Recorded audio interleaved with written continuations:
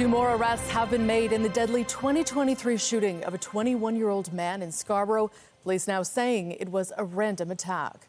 Good evening. We are learning more today about the murder of Joshua Bernard-Reis more than a year ago. It was back in September of 2023. Bernard-Reis was returning home to the Danzig Street area in Scarborough when he was fatally shot. CTV Sean Leithong is live with the latest arrests made in this case. Sean.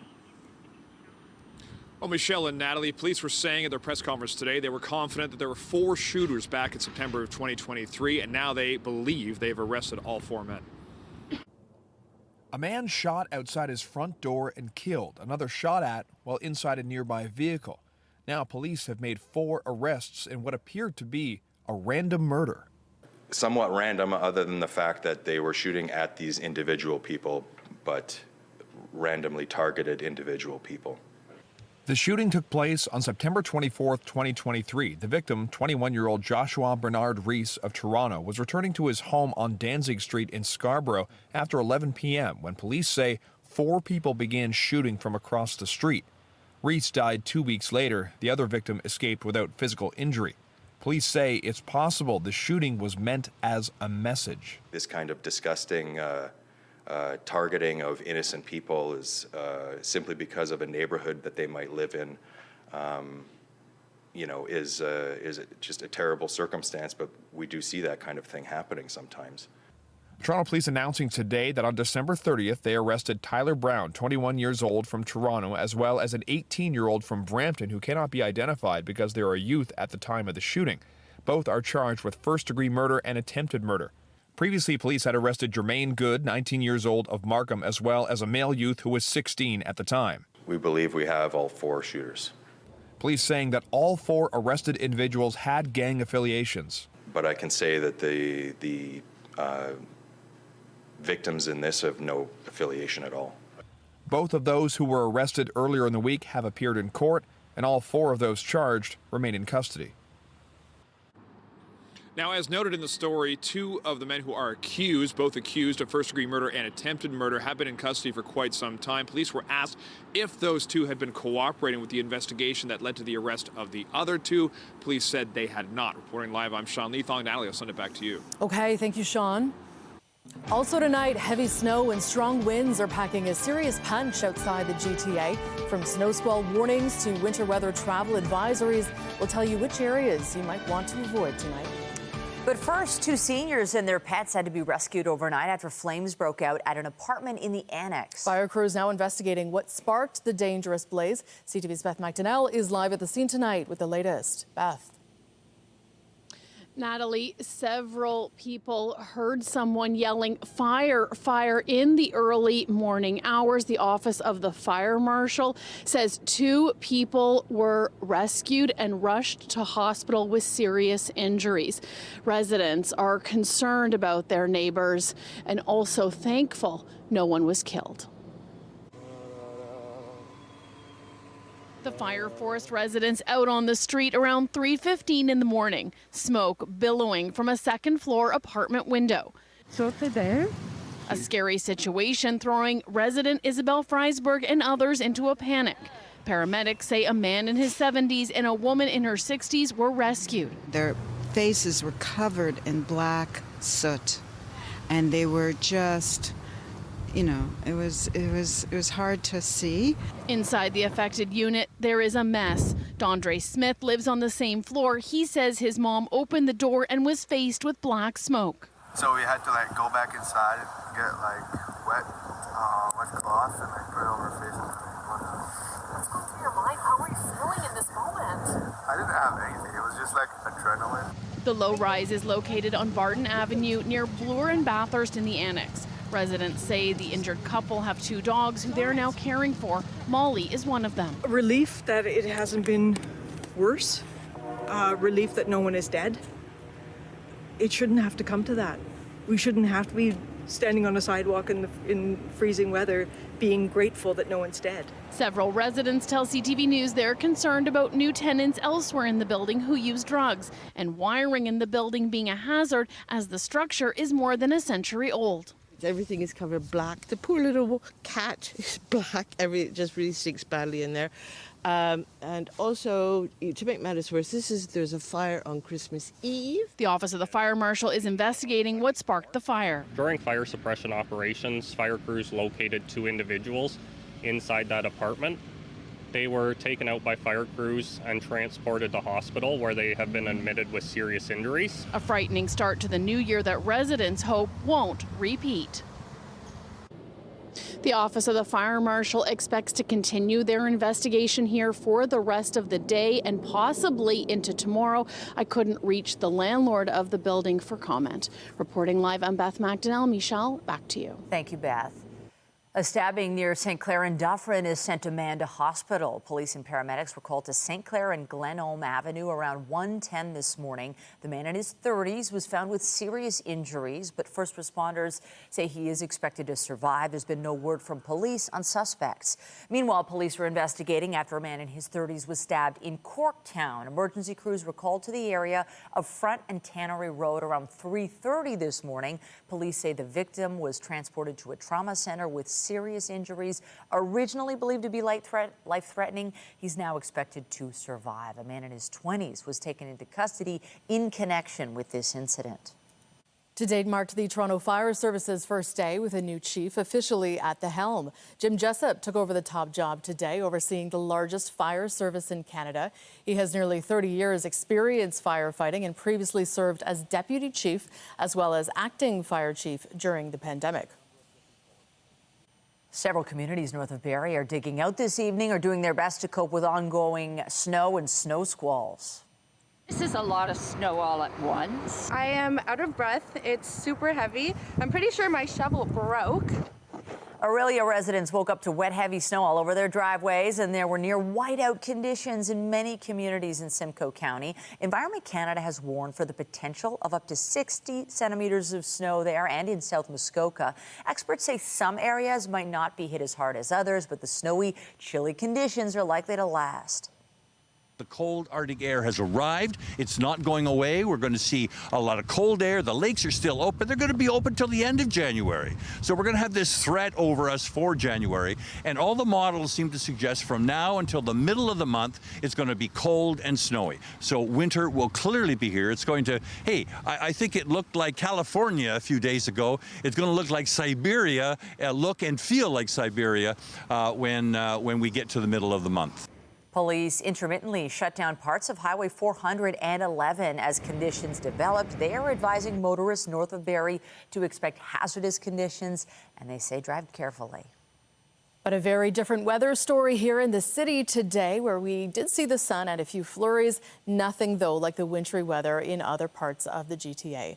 Jessica Smith is down at the Bentway tonight. She's been on her skates today, and she has a first look at the current conditions. Jess.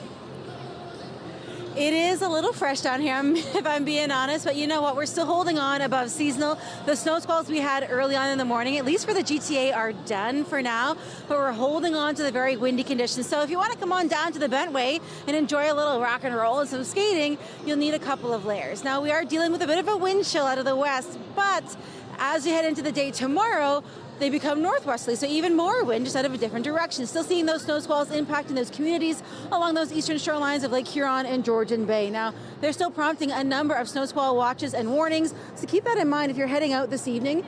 Always drive according to the road and weather conditions. Although it is chilly, we're still holding on above seasonal, -3, feeling like -10, and we're going to hold on at this point for a little while longer before we get into the day tomorrow. As Dave Phillip mentioned, it is going to get cold and stay cold, so keep that in mind, especially if you have any outdoor activity plans. Coming up, I'll have a full look at your long-range forecast. For now, I'll send things back inside. We'll catch up with you later, Jess. Thanks. Ooh, good moves. And coming up on CTV News, the latest from New Orleans in the wake of the deadly New Year's Day attack. The FBI now saying they believe the suspect acted alone. The details just ahead. But first to Pickering, where safety concerns are being cited as the reason city council meetings are going entirely virtual. The move was outlined in a video posted by the city's mayor, who says councillors are being threatened. CTV's Siobhan Morris is live with the details. Siobhan. Well, some of the threats are included in that video posted by the city, and they are alarming. But the councillor at the middle of all this calls the city's video pathetic and blocking up public meetings cowardly. When Pickering City Council meets later this month, the public will be kept out, in person anyway. Participation shifted online for reasons detailed by the mayor at the start of a lengthy video. A growing infiltration of alt-right individuals, ideologies, and influences that have created an atmosphere of uncertainty, fear, and intimidation. The mayor says the decision was not made lightly. But the increasing threats to our safety demand action. The business of our city must and will continue. The 13-minute-long video posted by the city focuses on one councillor in particular. Councillor Lisa Robinson posted a picture of her with alt-right politician Christine Anderson. Robinson's pay has been suspended 3 times since fall 2023 for breaking ethics rules. That did not deter Councillor Robinson, and she continued to post increasingly erratic and angry posts on social media. Alarmingly, her online supporters became increasingly angry and alluded to violent actions. Robinson responded with a video of her own. Closing down public participation in council meetings is cowardly and an affront to democracy. Calling the city's message laughable. This exaggerated presentation is absolutely pathetic, and it reminds me of that old fable, The Boy Who Cried Wolf. Wondering how threatened the mayor and other officials can truly feel. It reveals how the mayor and the city are resorting to bullying tactics, labeling their own residents as alt-right, and dismissing voices from outside the city. From residents of Pickering, a wish that cooler heads prevail. I hope everything be peaceful in our community. You never like to hear any violent stuff happening or any major threats happening towards politicians, whether you disagree or agree. I think we've lost that in our communities. An ability to disagree and maintain respect. Here at Queen's Park, just before the legislative session ended, the Minister of Municipal Affairs and Housing introduced a bill that would create a standard code of conduct for cities and towns across the province and an ability to remove politicians and keep them from running again if they violate the code of ethics. Reporting live from Queen's Park, I'm Siobhan Morris. Natalie, back to you. Thank you, Siobhan. Well, the province is moving ahead with plans to convert supervised drug consumption sites into facilities it is calling treatment hubs. The Ford government announced last summer it was closing 10 supervised consumption sites across the province, 5 of which are in Toronto. Those sites are within 200 meters of schools or daycares, which the province said posed a risk to public safety. The facilities are now being turned into homelessness and addiction recovery treatment hubs, which will be eligible for more funding, as well as a one-time payment for transition costs. Critics say people who previously relied on being able to access a safe drug supply at those facilities will be at increased risk. Hamilton's mayor says it's possible more heart hubs will open in the future. So they made it very clear that the way they wanted to see a single application from, of course, the organization that was, that still is until March 31st, operating our consumption and treatment site, and that is Hamilton Urban Core Community Health Center. And so Urban Core put in the application. They're partnering with other community organizations and the city, and we will see how that rolls out. I'm hoping for some positive outcomes, and I think that's what the Minister of Health is looking for as well in the government. And my understanding is that after this first round, they'll consider expansion to perhaps other organizations, other communities. The safe consumption sites are set to be converted to treatment hubs by March 31st. Housing and Municipal Affairs Minister Paul Calandra said in a statement, these hubs are a vital part of our government's plan to ending encampments and providing wraparound services to help people rebuild their lives. A park or street corner is no place for someone struggling with mental health and addictions challenges. Through the new Heart Hubs, we're helping municipalities build safer, healthier communities where everyone can access the support they need.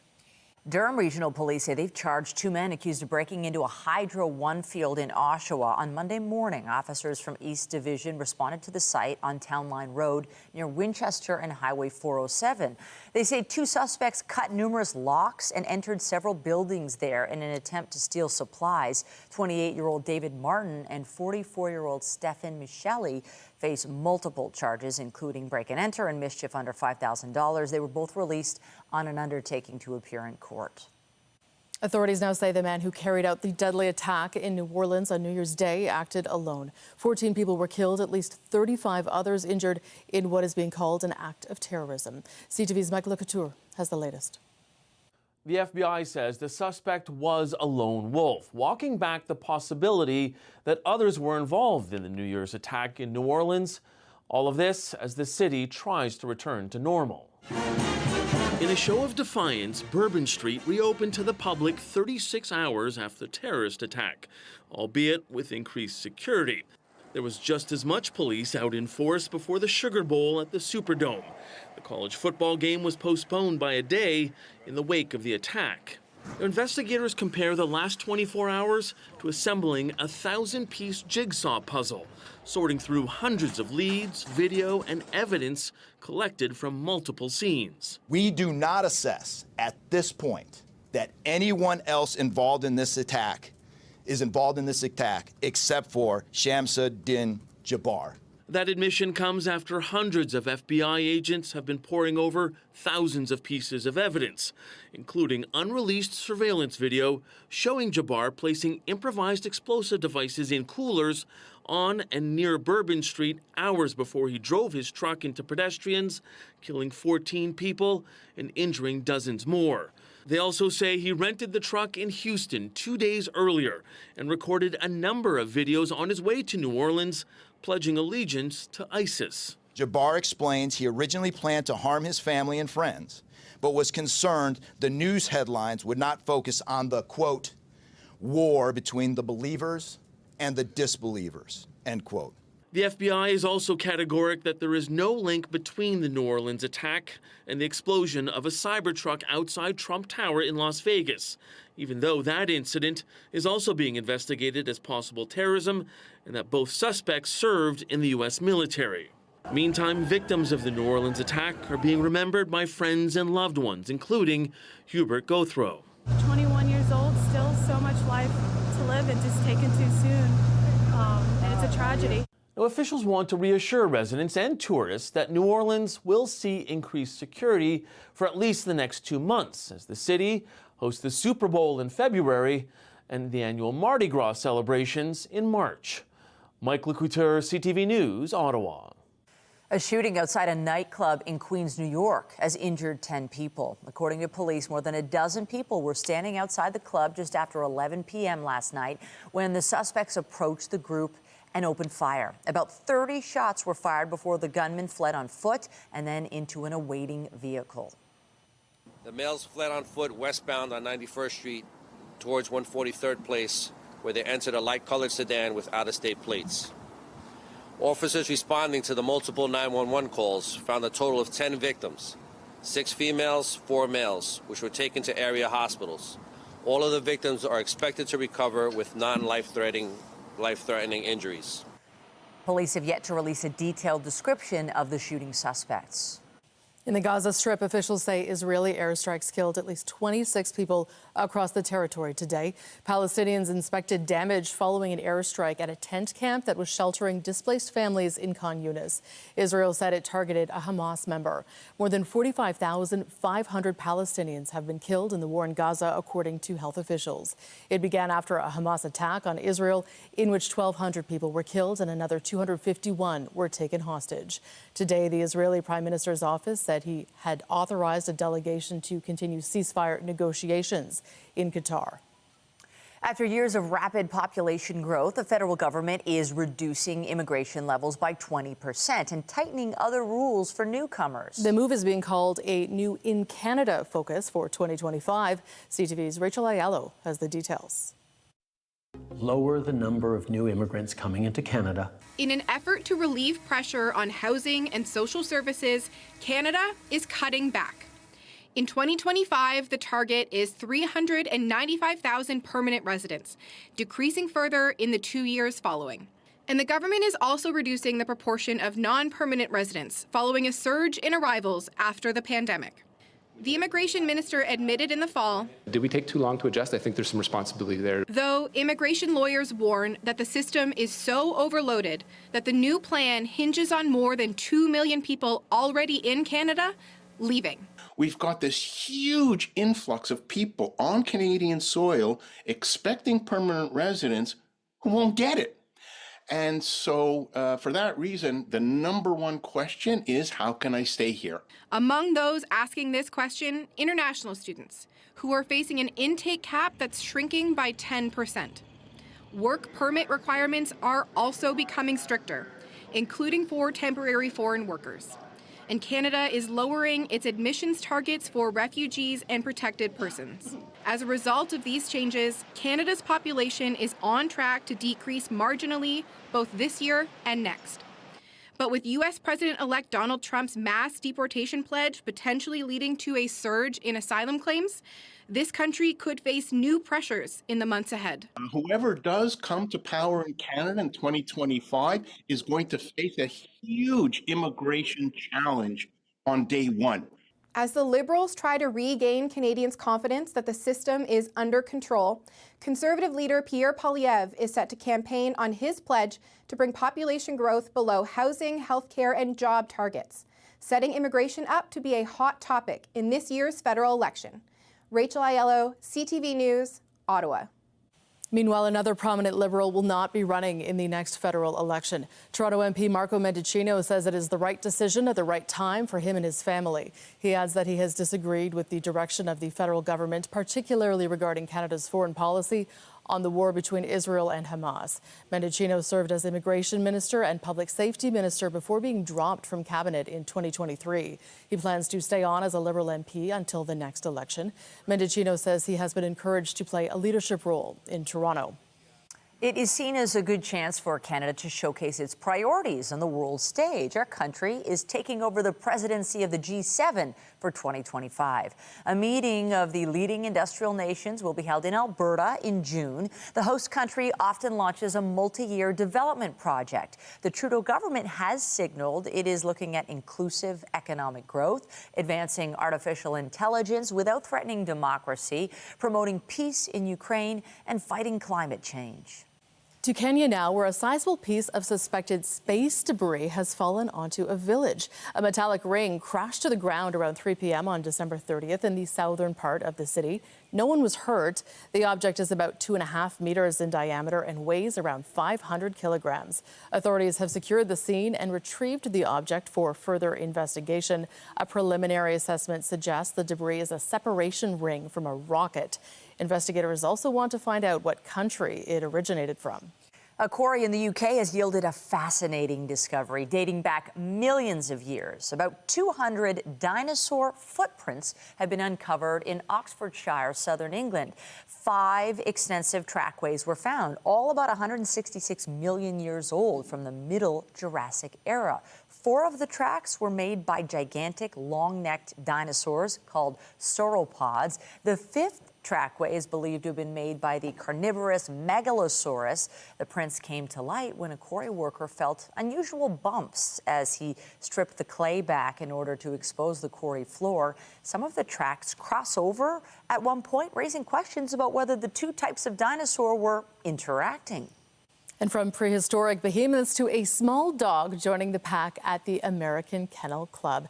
The Danish-Swedish farm dog is now an officially recognized breed. The designation makes the breed eligible to compete for many Best in Show trophies. The breed goes back centuries in parts of what are now Denmark, southern Sweden, and some other European countries. Their main job was rodent patrol, but they also acted as watchdogs and herded a bit. Owners describe them as fun little dogs.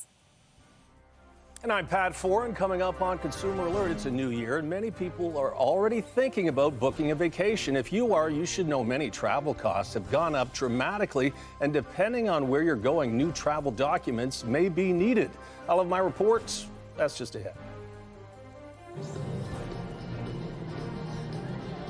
And it's a fantastic forecast if you want to be out here skating, but you need all the layers. It is chilly. And although it is cool outside, we're still sitting above seasonal as we head throughout the day today and even overnight. But things change as we head in towards the weekend. Coming up, I'll have a full look at your long-range forecast as we settle into 2025. All those details after the break.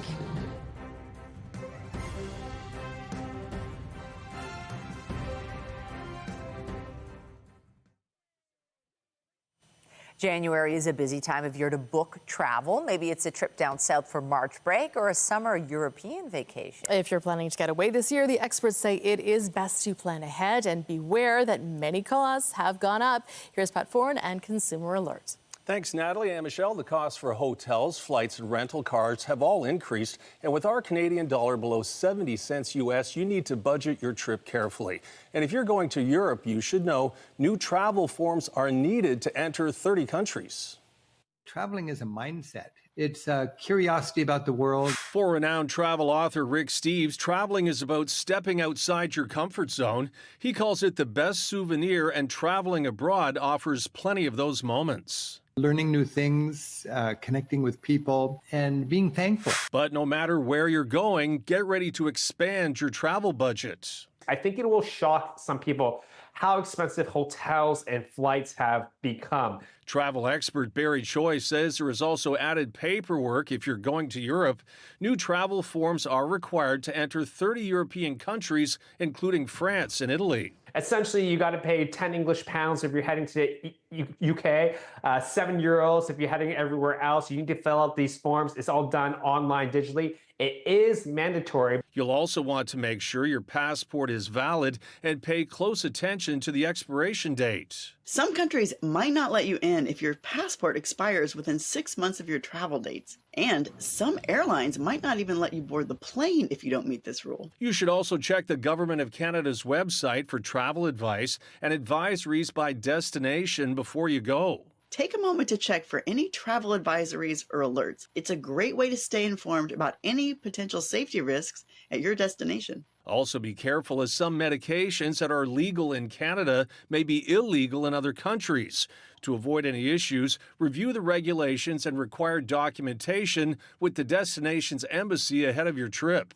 As you plan and take care of the essentials, consider setting aside part of your budget for meaningful experiences like guided tours to make your journey unforgettable. When you do invest in that experience, you get triple the value out of it. So in a sense, that is a budget tip. And if you're planning a cruise or overseas trip, book at least 6 months in advance to give you time to prepare. Consumer Reports recommends booking directly with an airline, so if there are changes, you can work with them and not a third-party website. On your side, I'm Pat Foran.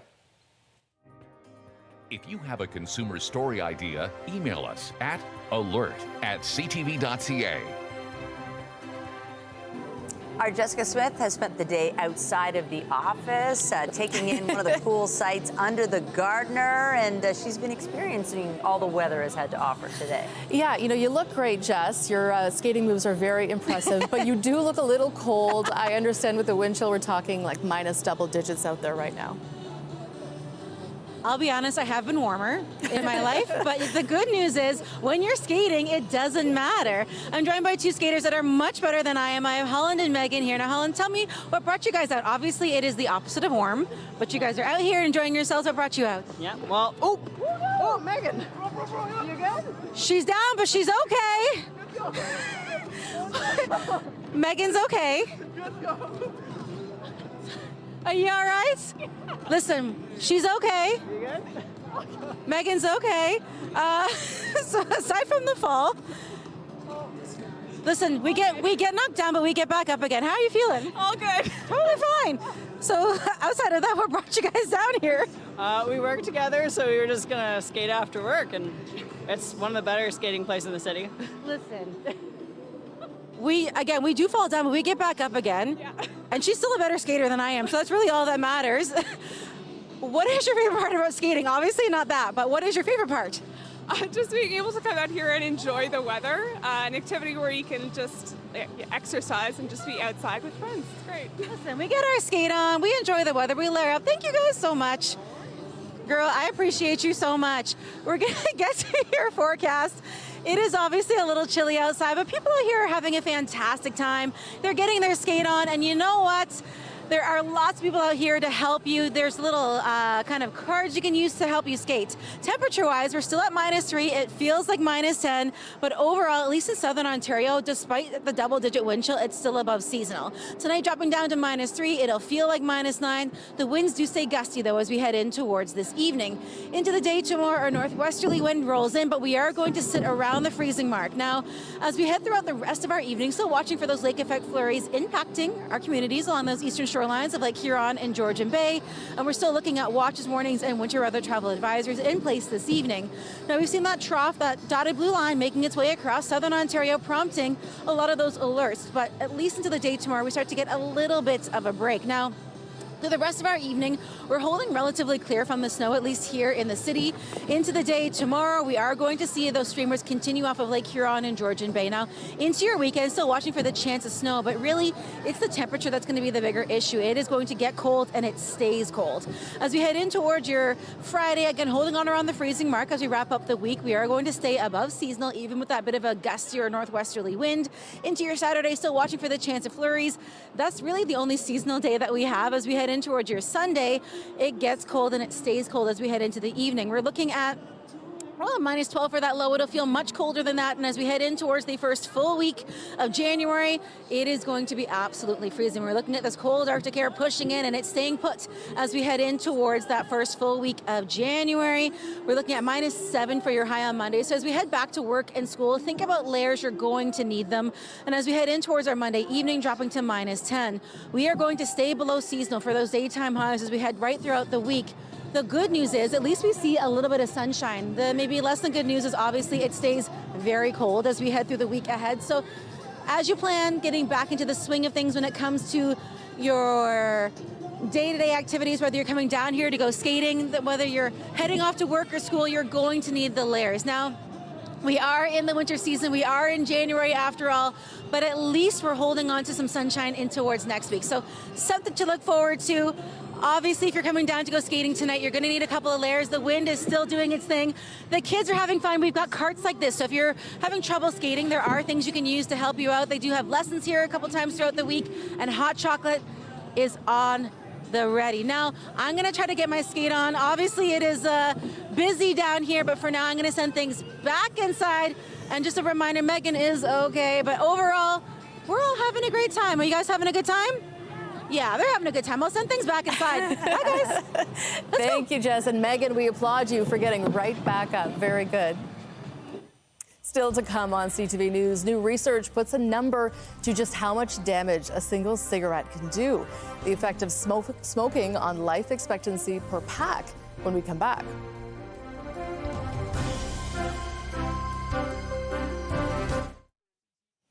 New research is highlighting the toll smoking can take on your life expectancy. Researchers in the UK found that the loss of life expectancy per cigarette was about 17 minutes for men and 22 minutes for women. The study's lead author says that means smoking a pack of 20 cigarettes each day would work out to almost 7 hours of life lost per pack on average. The researchers also found that people who smoked throughout their lives shortened their life by about a decade compared to those who never picked up the habit. The BC teenager who became infected with the country's first case of avian flu has been released from intensive care. Details about the teen's case were published in the New England Journal of Medicine. The patient, described as a 13-year-old with mild asthma, was taken to hospital in November with a fever and conjunctivitis. She was sent home without treatment, only to be brought back 3 days later in respiratory distress. The teen remained in intensive care until early December. CTV News reached out to the Ministry of Health, but was told they could not provide further details. The Royal Ontario Museum is sharing its lineup of special exhibitions for 2025. Starting next Friday, the museum will host Auschwitz not long ago, not far away. It features objects, historical documents, and photographs never before seen in Canada, just ahead of the 80th anniversary of the concentration camp's liberation. Starting in June, the museum will host Saints, Sinners, Lovers, and Fools, 300 years of Flemish masterworks. Some highlights of the ROM's fall schedule include sharks and the Wildlife Photographer of the Year exhibit. Meghan, the Duchess of Sussex, is back on Instagram for the first time since 2020 as she prepares for the release of a new lifestyle series. I've always loved taking something pretty ordinary and elevating it. The Duke and Duchess of Sussex have produced a number of titles under a deal with Netflix since they stepped away from active royal duties. The latest collaboration is With Love, Meghan. A trailer released today shows the Duchess sharing cooking, gardening, and hosting tips with celebrity guests. It also features a brief appearance from Prince Harry. The show makes its debut January 15th. Hollywood awards season is getting ready to kick off in earnest with the Golden Globes, and we now know which stars are expected to present at the event. Organizers announced today that among the familiar faces handing out trophies at this weekend's ceremony will be Andrew Garfield, as well as fellow actors Anya Taylor-Joy and Michelle Yeoh, just to name a few. Emilia Perez leads the pack with 10 nominations, including for Best Comedy or Musical. Other top nominees include The Brutalist, Wicked, and Conclave. Comedian Nikki Glaser hosts the Golden Globes on Sunday night. What's your name, big fella? That's embarrassment. Welcome to headquarters, embarrassment. And with strong sales for movies like Inside Out 2, Wicked, and Deadpool and Wolverine, 2024 ended up being a better year than forecast for Hollywood. Deadline puts the box office total for Canada and the U.S. at $8.72 billion U.S. That is about 3% lower than the amount brought in from ticket sales in 2023. Hollywood insiders noted that those results surpass what might otherwise have been expected in the aftermath of last year's film industry strikes. Still ahead on CTV News, facing off against an old foe. Team Canada set to battle Czechia, who knocked them out of the tournament this time last year in a World Juniors quarterfinal tonight.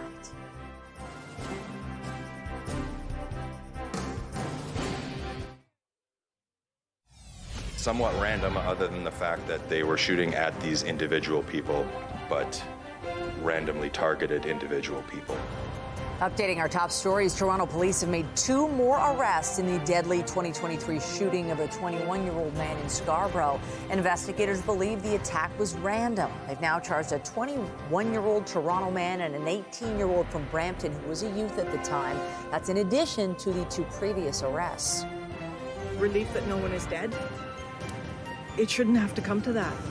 A man in his 70s and a woman in her 60s were rescued in serious condition from a fire early this morning in the annex. Emergency crews were called to the low-rise on Barton Avenue near Bloor and Bathurst around 3:15 a.m. as heavy smoke poured out of a second-floor unit. The Office of the Fire Marshal is investigating what sparked the blaze. You never like to hear any violent stuff happening or any major threats happening towards politicians, whether you disagree or agree. And Pickering City Council meetings are going virtual only. Mayor Kevin Ash says the step comes amid security concerns and threats from supporters of Councillor Lisa Robinson. Robinson has had her pay suspended multiple times for breaking ethics rules. She is accusing the mayor of fear-mongering. Remember to keep up to date day and night at ctvnewstoronto.ca and by downloading the CTV News app. And if you have a news tip, photo, or video of breaking news, let us know. Canadian stocks edged higher on the first trading day of 2025. Andrew Bellarmine in Bloomberg brings us the latest in business. Hello there. A rise in gold prices and gold mining stocks lifted Canada's benchmark equity index just over 0.5% today. Bullion has soared almost 30% in the past 12 months, fueled by central bank buying. Meanwhile, shares in Celestica, a maker of complex systems for tech companies, rose 1%. It was the top stock in the TSX Composite Index last year, soaring more than 240%. The Composite Index itself rose 18% in 2024. However, U.S. stocks came under pressure for a 5th day. Fears of an escalating trade war with China and other trading partners under President-elect Donald Trump are weighing on the market. Tesla dropped 6%. Annual vehicle sales fell last year for the first time in more than a decade. The U.S. S&P 500 index jumped just over 23% last year. And back to gold for a moment. Rolex, the biggest luxury Swiss watch brand, has hiked prices on some models as much as 8% after the price of gold surged. Bloomberg's Andy Hoffman says a yellow gold day date with a 40mm black dial now costs €44,200, or about $65,000 Canadian, up from €41,000. The world's top luxury watch brand produces more than 1 million timepieces per year. On the markets, the Canadian dollar took a kicking. It changed hands at 69.37 US cents, down 0.16 of a cent. West Texas Intermediate oil was higher. It traded at $73.13, up $1.41. Our latest fix on Western Canadian Select oil, $58.23, up 82 cents. And the TSX Composite ended at 24,898.03, up just over 170 points. That's the latest in business. I'm Andrew Bell of BNN Bloomberg. The Business Report is brought to you by Canadian Western Bank, the bank built for business. A new report on executive compensation finds Canada's 100 highest paid CEOs earned on average $13.2 million in 2023. It marked the third biggest year for CEO pay after 2021 and 2022 broke records. The Canadian Centre for Policy Alternatives also calculates that by 10:54 this morning, the average CEO on the list will have made more than $62,600, which is the average annual income for a Canadian worker. The GTC is sharing an important heads up for anyone boarding buses that are operating to or from Warden Station. The bus terminal at the subway stop will be closed starting Sunday for demolition and construction of a new accessible terminal. The transit agency says construction is expected to take around 3 years. During that time, a parking lot will be converted into a temporary bus terminal, and buses will either stop there or outside the station on Warden Avenue. To sports, it is win or go home tonight for Canada at the World Junior Hockey Championship. Feeds it across for Yzerman again. Cole Yzerman shoots, scores! Cole Yzerman, power play goal, 3-1, Team USA! The Canadians will need to bounce back after their loss to the U.S. on Tuesday. Canada's hoping to kickstart its offense in tonight's quarterfinal and stay away from penalties. Otherwise, it could be a long night against the Czechs. The players are stressing like they beat Czechia in the pre-tournament round, in the pre-tournament exhibition games. They also beat Sweden in the pre-tournament games, and Sweden is first place in the other group. So they're pointing to that as a reason to stay confident, and they just feel like discipline's been a big issue. If they can stay out of the penalty box, they can win. If the game is mostly at 5-on-5, they will win. They haven't allowed a goal in 5-on-5 play this entire tournament. So they had a big team meeting yesterday just about the penalty problems. They feel like they've got it figured out, but they better have it figured out because Czechia scored a lot in the preliminary round and they're feeling confident. Czechia bounced Canada in last year's quarterfinals. Tonight, puck drop is 7:30 on TSN. Both CTV and TSN are divisions of Bell Media. And the Toronto Maple Leafs are also on the ice tonight and will be without Austin Matthews for a 6th straight game. Pajot with goals against the Leafs, and it's 1-1. Here's Laurentian. Laurentian scores! Toronto is playing the second game of a home-and-home set against the Islanders. Steven Lorentz, David Kampf, and John Tavares scored for the Leafs in a 3-1 win at Scotiabank Arena on Tuesday. Meanwhile, the Toronto Raptors have sent their number 2 pick in last year's draft to the minors. Jonathan Mugbo has been assigned to the team's G League affiliate, Raptors 905. The rookie forward has averaged 5.1 rebounds, 5.1 points, 4.3 rebounds, and 1.6 assists over 34 NBA games, including 6 starts. But his playtime dropped considerably after backup center Kelly Olynyk returned following back spasms. Mugbo was selected 31st overall in the 2024 draft.